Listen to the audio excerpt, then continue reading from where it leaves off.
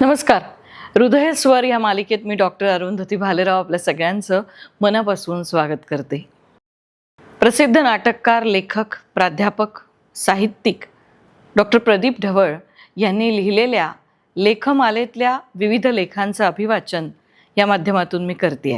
आजच्या लेखाचं नाव आहे जिज्ञासेचे पंख.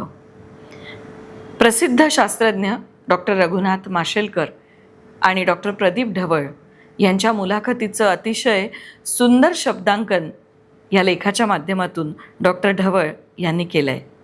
काय म्हणतात ते माशेलकरांबद्दल ऐकूया. जिज्ञासेचे पंख. पुण्यात शांत सकाळी हवा थंड होती. ज्येष्ठ शास्त्रज्ञ डॉक्टर रघुनाथ माशेलकर आज आपल्याला भेटणार आहेत या कल्पनेतूनच मी भारावून गेलो होतो. मनामध्ये अनेक विचारांचा कल्लोळ सुरू होता. त्या नादातच एका जुन्या पण देखण्या इमारतीत मी पाऊल टाकलं. खिडकीतून येणारा उन्हाचा कोमल प्रकाश टेबलावर पसरला होता.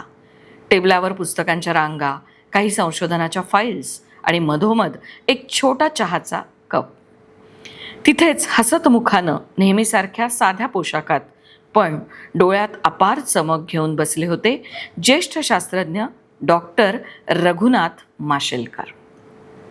त्यांच्यासमोर बसताना मनात थोडी धडधड होती.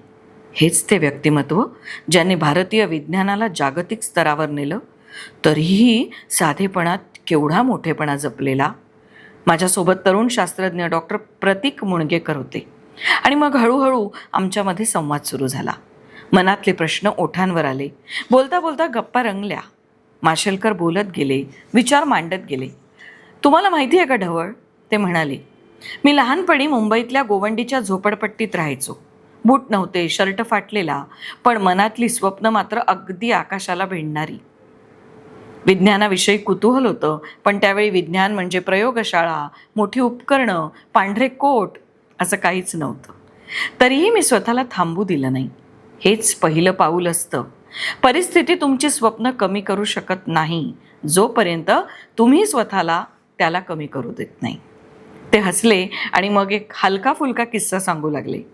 ते म्हणाले, शाळेत एकदा शिक्षकांनी सांगितलं, घरी छोटासा विज्ञान प्रयोग करून या. माझ्याकडे प्रयोग करायला ना लॅब होती ना साहित्य होतं. मी काय केलं माहिती आहे? स्वयंपाकघरात गेलो. आईच्या परवानगीनं काचेची बाटली, थोडं पाणी आणि जुन्या रबराची पट्टी घेतली आणि त्यातून साधा पंप तयार केला. दुसऱ्या दिवशी सकाळी शिक्षकांच्या हातात तो दिला तेव्हा ते आश्चर्यचकित झाले. त्यांनी तेव्हा पहिल्यांदा माझ्या डोक्यातली जिज्ञासा ओळखली. ते थोडा विराम घेऊन पुढे म्हणाले, माशेलकर म्हणाले, जिज्ञासा म्हणजे फक्त प्रश्न विचारणं नाही, ती म्हणजे उत्तरं शोधायचा हट्ट करणं. आजच्या तरुणांनी गुगलवर उत्तरं शोधणं थांबवावं असं मी म्हणत नाही, पण त्यांचं पहिलं पाऊल हे स्वतः विचार करणारं असलं पाहिजे. यंत्रमानवांसारखं माहिती गोळा करणं आणि विचार करणं यात फरक आहे. माशेलकर सरांचा आवाज हळूहळू अधिक उबदार होत गेला. माझ्या आयुष्यात मोठा टप्पा आला तो पुण्याच्या राष्ट्रीय रासायनिक प्रयोगशाळेत काम करताना. माशेलकर म्हणाले, तिथे मला समजलं की संशोधन म्हणजे फक्त प्रयोग करणं नव्हे, ते म्हणजे अपयशाचं स्वागत करायला सज्ज असणं. तुम्ही हजारदा प्रयत्न करता, पण एकदाच यश मिळतं आणि तो एक क्षण तुम्हाला सगळं विसरायला भाग पाडतो. मी अनेकदा रात्री उशिरापर्यंत प्रयोगशाळेत बसायचो, काहीतरी नवीन शोध लागेल ह्या अपेक्षेनं. अनेक प्रयोग फसले, पण प्रत्येक फसणं म्हणजे पुढच्या यशाची पायरी होती. ते एक शिक्षण होतं. ते हसून म्हणाले, आजच्या तरुणांना वाटतं अपयश आलं की आपण हरलो. पण खरं सांगू, अपयश म्हणजे हार नाही. अपयश म्हणजे यशासाठी घेतलेला ट्रायल रन आहे. थोडं धीर ठेवा आणि पुन्हा प्रयत्न करा. मग त्यांनी एक अनुभव सांगितला जो त्यांच्या आयुष्यातील टर्निंग पॉईंट ठरला. 1990च्या दशकात एकदा मी एका आंतरराष्ट्रीय परिषदेला गेलो होतो. तिथे पश्चिमेकडील देशांकडून एक प्रश्न आला, भारत जगातील विज्ञान तंत्रज्ञान क्षेत्रात स्वतःची छाप का उमटवू शकत नाही? त्यावेळी माझ्या छातीत ज्वाला पेटली. मी ठरवलं, भारताला फॉलोअर नाही तर लीडर बनायचं. त्यानंतर आम्ही ग्लोबल पेटंट्समध्ये प्रवेश केला. एकेकाळी भारत पेटंट्सच्या बाबतीत मागे होता, पण हळूहळू आम्ही जगात 5व्या क्रमांकावर आलो. माशेलकर थोडं रेलून बसले. पुढे म्हणाले, हे घडलं कारण आपण स्वप्न पाहिलं आणि त्यासाठी अहोरात्र मेहनत केली. आणि हो, टीमवर्क, कारण सांघिक एकतेला महत्त्व आहे. एकटा माणूस विज्ञानाच्या प्रवाहाला दिशा देऊ शकत नाही, पण प्रेरित टीम ते नक्की देऊ शकते. कधी गंभीर, कधी हलकं फुलकं ते बोलत राहिले. मी तरुणांना नेहमी सांगतो, तंत्रज्ञान शिका, पण माणूस पण विसरू नका.